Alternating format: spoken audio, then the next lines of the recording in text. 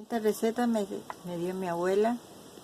Esto hacía no solo en los tiempos cuando hace frío, se puede comer en cualquier estación del año.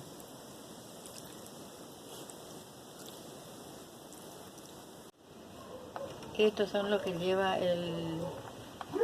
la empanada para el relleno. Cebolla,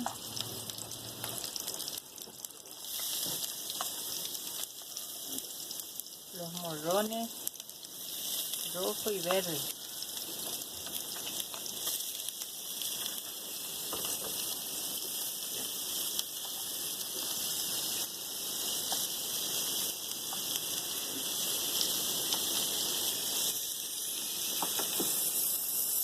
y ahogar bien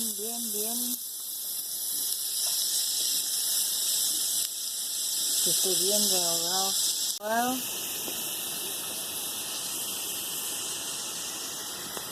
Agregarle las habillas que yo ya tengo acá adelantadas.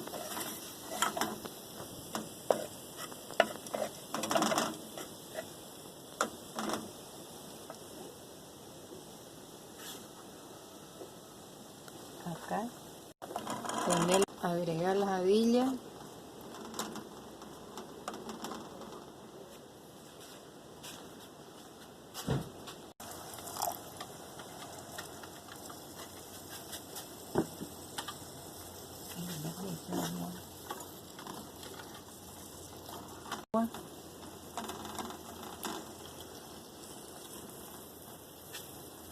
Que dieran, agregar las verduras, el perejil,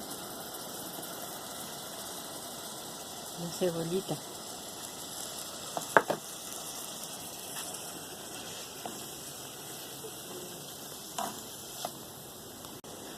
Agregarle los huevos, agregar los condimentos.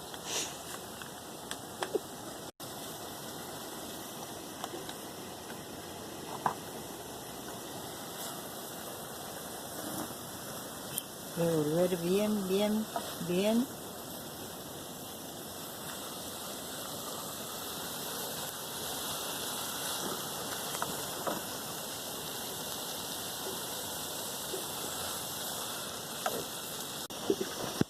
También ya tengo en adelanto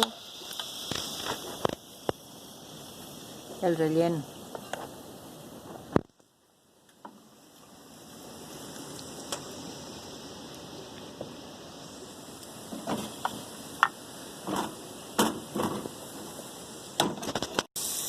Una vez que esté todo el relleno, a cargar.